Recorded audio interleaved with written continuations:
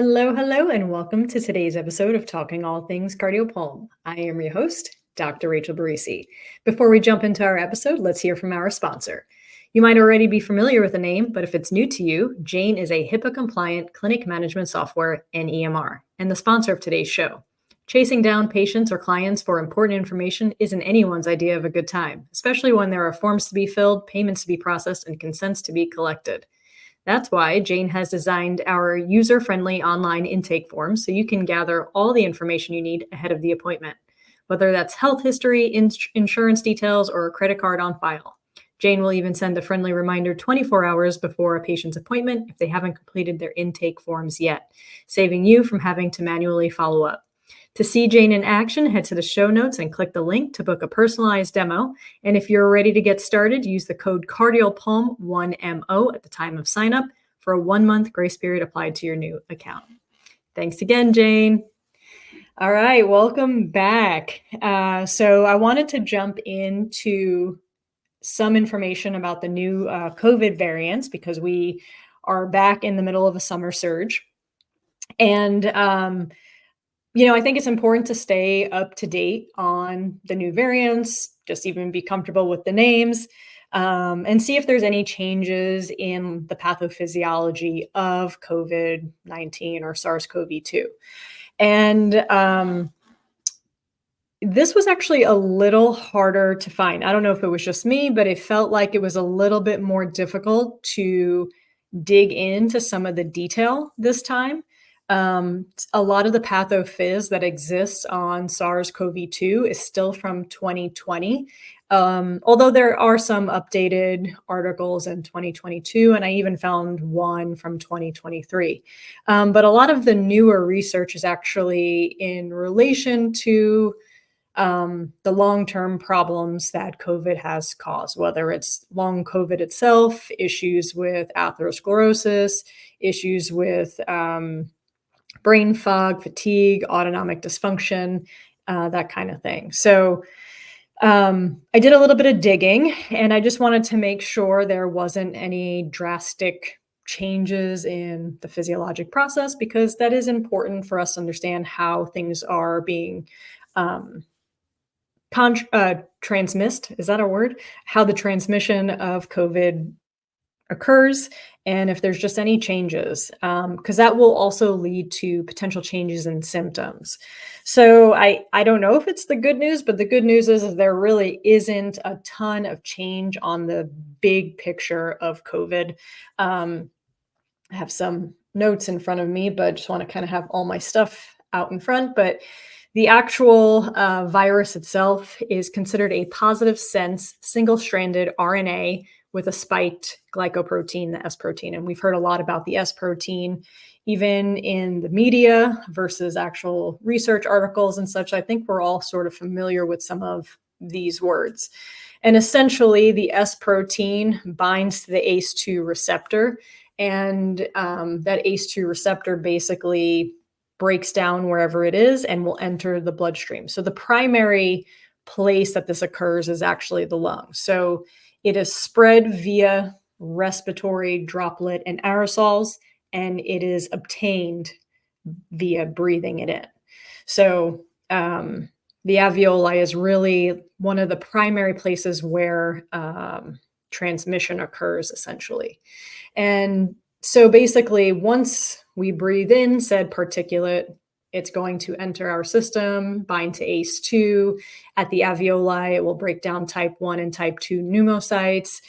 This will create vascular permeability at the alveoli, increase fluid potential, and it enters the bloodstream. And once it enters the bloodstream, it has the ability to basically spread to other ACE2 sites.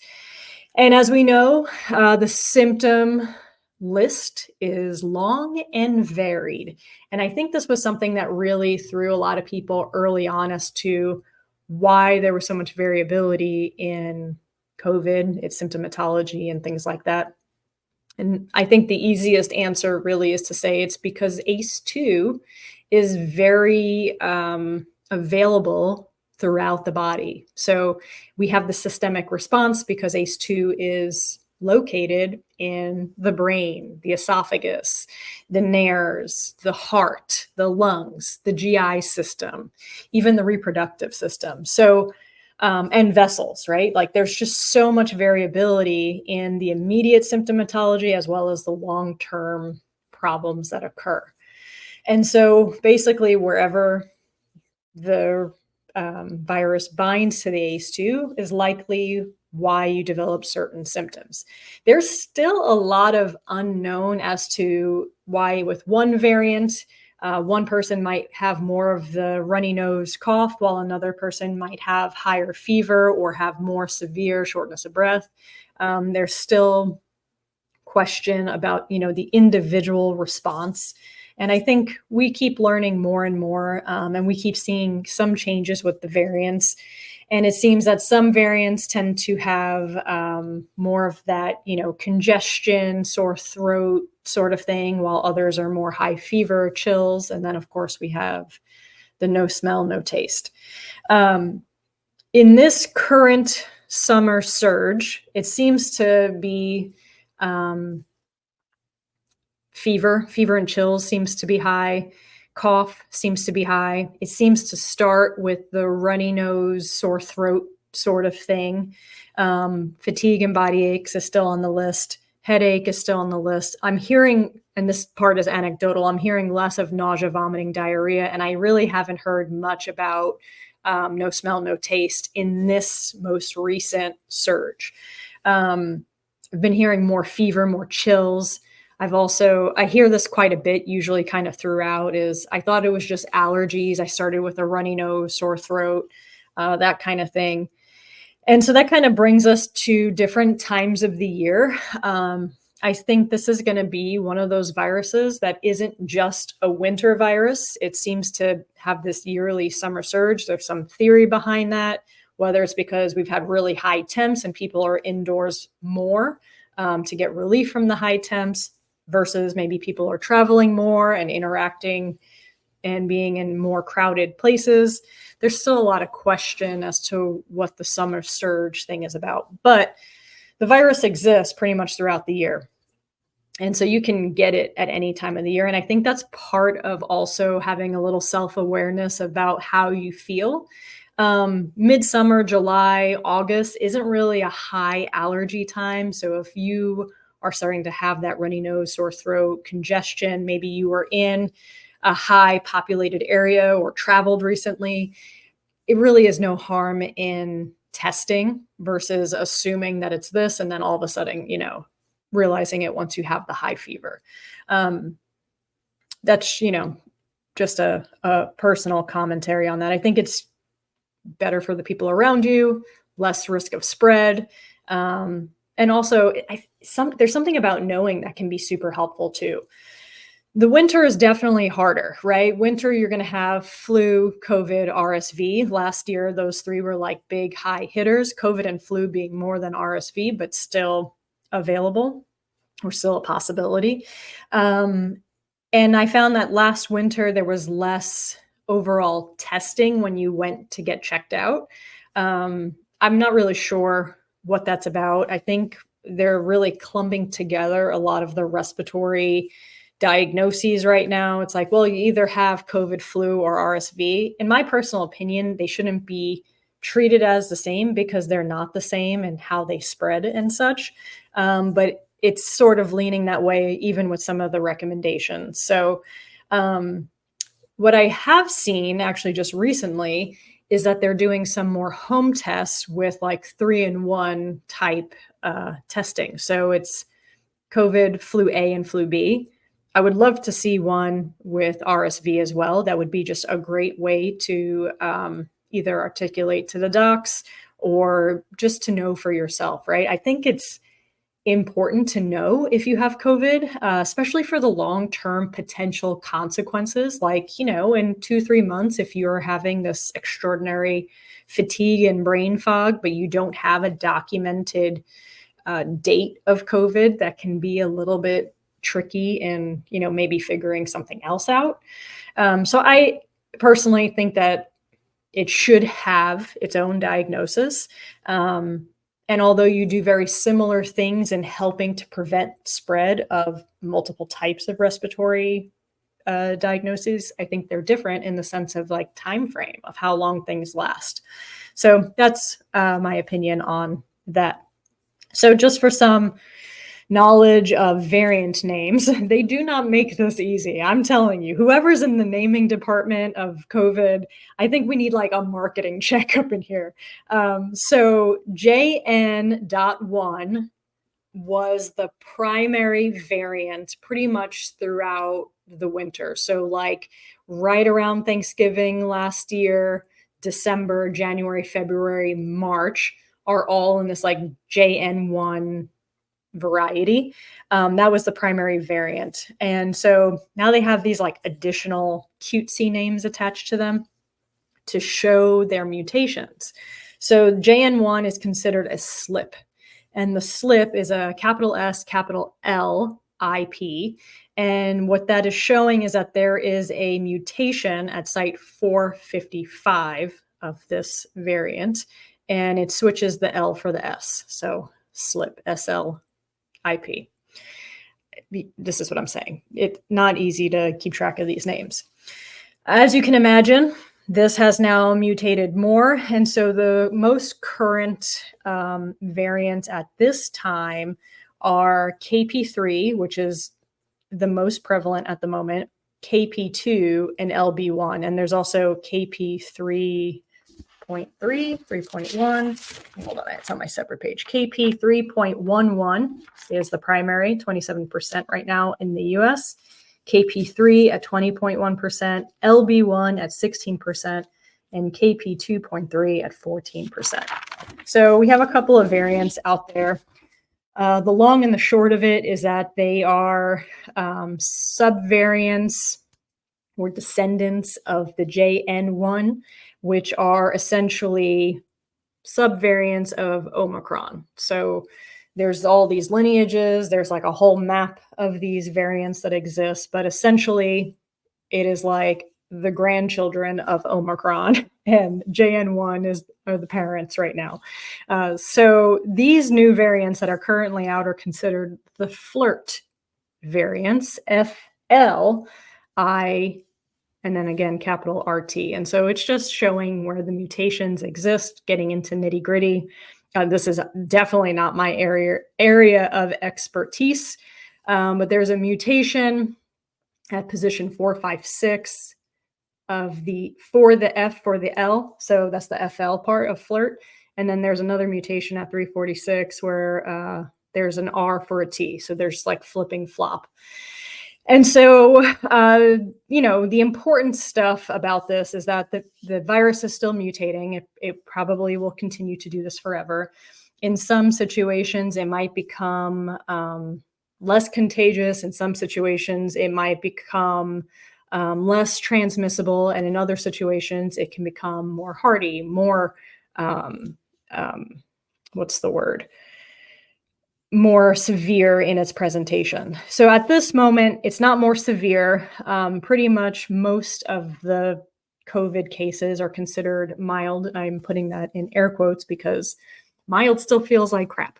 And so if we remember from like the really early COVID, mild to severe, like mild is like all of the, big regular stuff, fever, chills, sore throat, body aches, fatigue. And then severe is like intubated. So quite the variety. So mostly mild cases. What is interesting with this most recent variant is that the mutations that are occurring are making it easier to bind to ACE2. However, it has mutated itself. And everything that has descended from the JN1 is more efficient in immune evasion.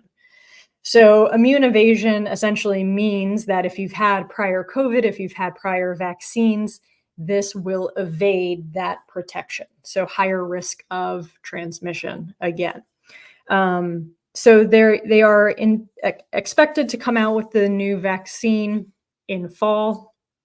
They're predicting late September, early October. I think last year was October, like second week in October. So I would guess it would be the same thing or around the same time frame. And essentially, it would probably be beneficial to wait for the new vaccine if you're intending on getting vaccinated to help prevent the newer versions of the variants. You'll have better protection basically because the new vaccines will essentially help to combat the new variants. And from my understanding, based on the literature, the monovalent COVID-19 was more specific to the XBB.1.5, which was one of the primary variants last year, like last summer, last fall. So it's going to keep evolving. There's going to continue to be changes with the vaccines. From what I am understanding, the COVID-19 antigen test as well as the PCR tests are still being effective in catching the new variants. Last year, this time, they were talking more about test evasion. I'm not hearing that this year. Apparently, the tests are doing a good job catching it. And very anecdotally from, friends and family who have had COVID, they have even checked themselves on some of the expired tests, and some of the expired tests are even catching it. So, people will get PCR tested or do an appropriate not expired test, and then they'll just check themselves with the expired. Some people like to check, see if these things are still working. And a lot of people said, yeah, it just, lit up right away. So there is a link on CDC that has dates for extension of expiration dates per each antigen test. I can link that below just for some quick reference points. I still have some old ones. I probably should check to see if they have extended the dates. Anything else? All right. So we talked about the variant names. We talked about the symptoms. One thing I wanted to talk about was the updated isolation precautions or lack thereof, and just kind of talk about what exists in recommendations. So the new guidelines are very vague and open-ended, and I think it's meant to do that for a number of reasons, as I talked about on a previous podcast. But it's really putting the onus on the person, and essentially there's one real objective measure, and then the second one is kind of where the, subjective nature comes in. So the objective measure is that if you had a fever, you have to be fever-free for 24 hours without medication in order to go back to regular activity. And that can include work, school, what have you. And then the second guideline is that your symptoms are overall getting better. And that's as open-ended as it comes. And so they basically allude later on in the guidelines that you can return to regular activities for the next 5 days, once you decide to go back. So you're going back to work for the additional 5 days. Basically, it would be recommended to wear a mask to decrease your distance from people and large groups. And obviously, washing hands is super important. Also, rechecking your testing can help with that, but we also know that you can test positive for weeks if you're very symptomatic. So that's not always the best option, but it can be helpful, especially if you're in that early period. We do know that you're most contagious the first day or two before you show symptoms and the next 2 or 3 days after showing symptoms. So, kind of keep an eye on how many days you have been symptomatic. Obviously, if you're still coughing and such, definitely wear a mask out in the community. So a lot of variability in that. I can 100% understand, especially with the 5-day rules of having to take off from work. The hard part also, if you have kids who are sick and those 5 days turn into 10 days, turns into 15 days as it makes its way through the family, it can be very detrimental to, regular life. And I 100% understand the give and take of that, but it does put a lot more onus on the individual. And so I just hope that we're all respectful of each other when it comes to this. They are essentially lumping in flu, RSV with COVID in these protocols. So basically, if you have a respiratory something going on, they're recommending that you're not out in your regular day life, work, school, gym, while you're symptomatic, or you should at least be improving and, not having an active fever. There was also talk about rebound COVID. I didn't dig super deep into it. I actually haven't heard a lot about rebound symptoms outside of Paxlovid. So I'm going to give that a little bit of a dig next. But basically, if you start feeling worse again and or your fever comes back, you should then go back to isolating. And so they're just a little looser with some of their terms and definitions and things like that. And again, puts more onus on the person themselves. The last thing I dove into a little bit, because I haven't in a while, was actually looking at the size of the droplet, right? Like, we're 4 years into this pandemic. I want more information for teaching purposes and just like general understanding, so that when rules are made or recommendations are made, we can have more of a conversation as to why. And so, very early in COVID, I was digging into this stuff. I was assisting with PPE management at the university, doing presentations on what we knew at that time. And so I did a presentation summer 2020 when we first got back onto campus, what the diagnosis is, how it's I'm having a hard time with that word. What is the conjugation for the transmission? Is it transmissed? How we spread said disease. English is hard. But back in, so that must have been June 2020, when I was looking at transmission, there was a lot of conversation of, is it droplet? Is it airborne? Is it droplet? Is it airborne? And just kind of as a blanket statement, the WHO and CDC characterize respiratory droplet diagnoses as greater than 5 micrometers. And aerosols, which are smaller particulate, are defined as less than 5 micrometers. Back in June 2020, and I have a link to my article here, they were talking about SARS-CoV-2 as being less than 100 nanometers, which is equal to 0.1 micrometers.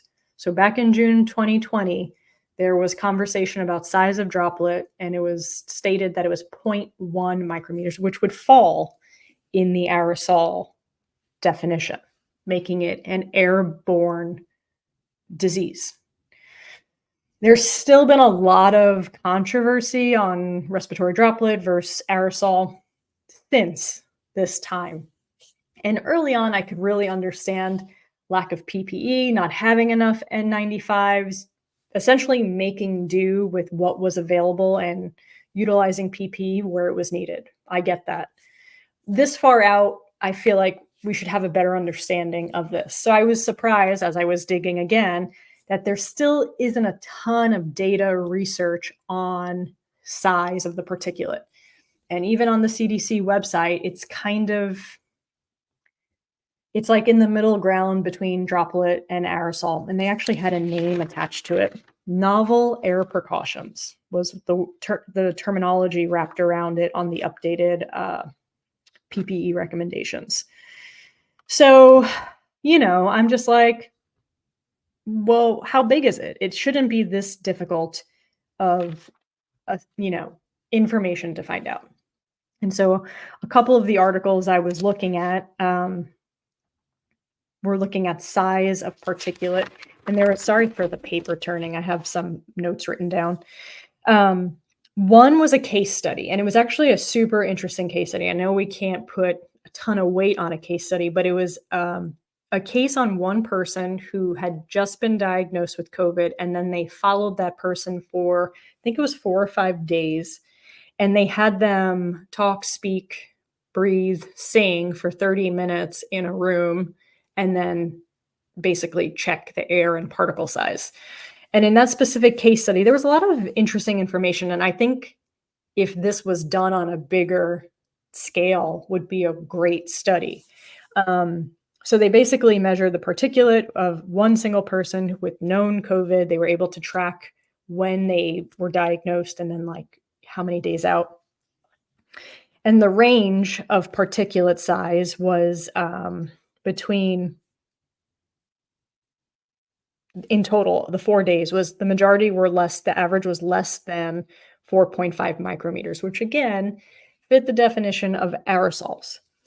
In their introductory conversation, they talked about other studies where the range ranged from less than 0.25 micrometers to greater than 8 to 10. So 8 to 10 would put you over the respiratory droplet amount, and the 0.25 would put you well under the aerosol. So there seems to be variety of particulate size. And again, I am no expert on how they are measuring it.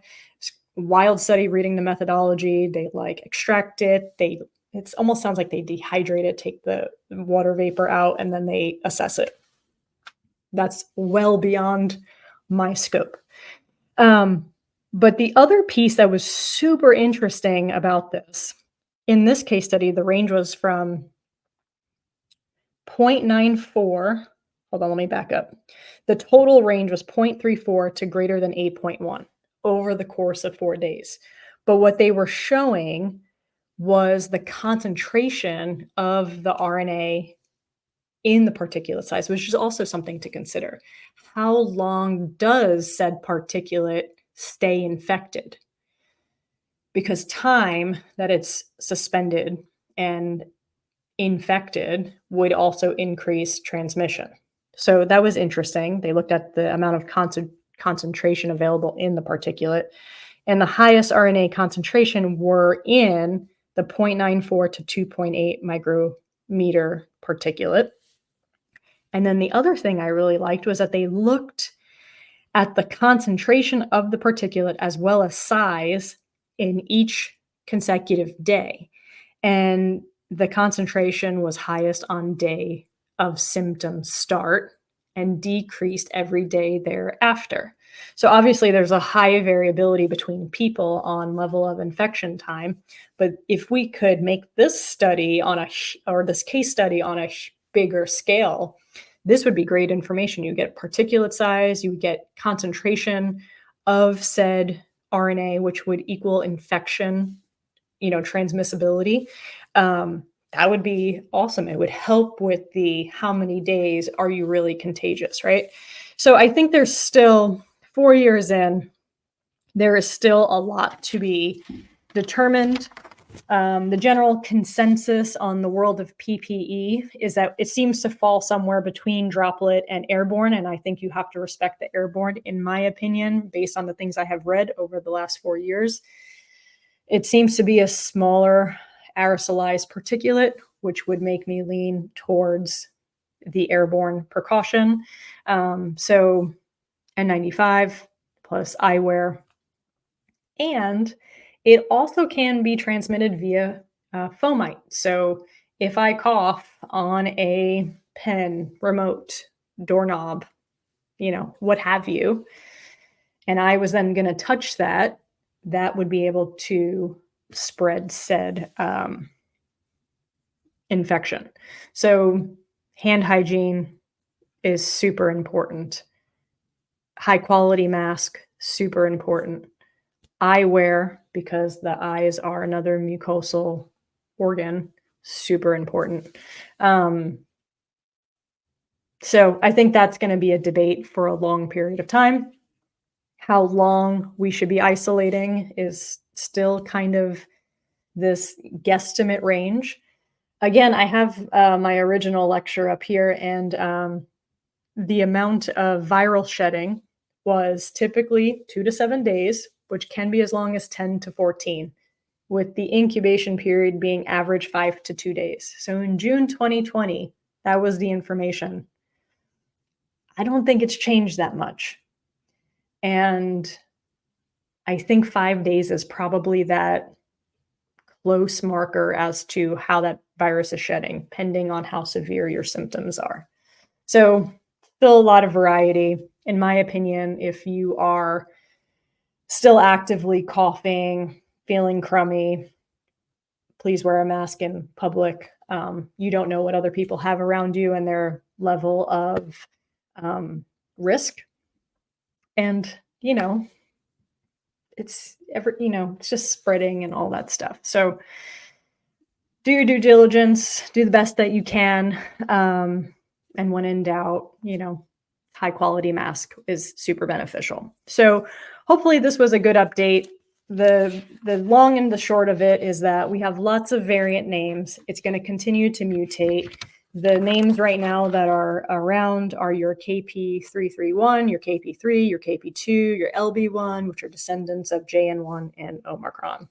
That is the summary of the variants. The symptoms are pretty much the same. Fever, chills, cough, runny nose, congestion, sore throat, fatigue, body aches, headache seem to be the big picture right now. Less of the nausea, vomiting, diarrhea, and no smell, no taste this time around. But again, a lot of that's anecdotal based on what I saw on CDC. And there was another, I can't think of the name of it. It wasn't the WHO, it wasn't CDC, but it's another tracker for COVID. Also alluded to more of the fever, chills, cough, runny nose as being the primary symptoms. And as we know, CDC changed their recommendations. I believe it was March 1st, and it's giving a little bit more freedom, a little bit more onus on the person. So basically, you shouldn't have a fever for 24 hours, and you should be decreasing your symptoms before returning to work, school, life, that kind of thing. And it is recommended that you wear a mask for about 5 days outside of that time once you start leaving your house and such. So much less restriction, but a little vague, pros and cons to both. Again, I 100% get it. But definitely, if you are someone who is more at risk and you are concerned about a summer surge or anything high quality mask in crowded areas, especially if you're traveling or going to like small venues, all the same stuff exists. So you have the information, and then do with it what you will. Hopefully this is helpful though, because I know it's hard to keep up with this stuff. And to be quite honest, I thought this was the hardest time, I had to dig harder to really get more updated information. I guess the good news is the stuff really hasn't changed a ton, but there is some mutations that are either dampening the response or making it more evasive in some ways. And so I think it's important to know. And I think we're going to be living with this for a long time, probably forever. And it's just going to become part of our routine. And, we'll see how it all goes. So hopefully this was helpful. Hopefully you don't get hit with the summer surge, including myself. And new updated vaccine should be coming out sometime in October, which should help with the new mutations. Just some updated information there. There's no date out there. I looked, can't find anything. And I think that's all I have. So if you have any questions, please reach out to me. You can hit me up on Instagram, shoot me a text message, an email. I'm a little slow with, but text message would be great, or Instagram messaging. And that's all I got for you today. So I hope you all have a wonderful day, and whatever you have to do, get after it.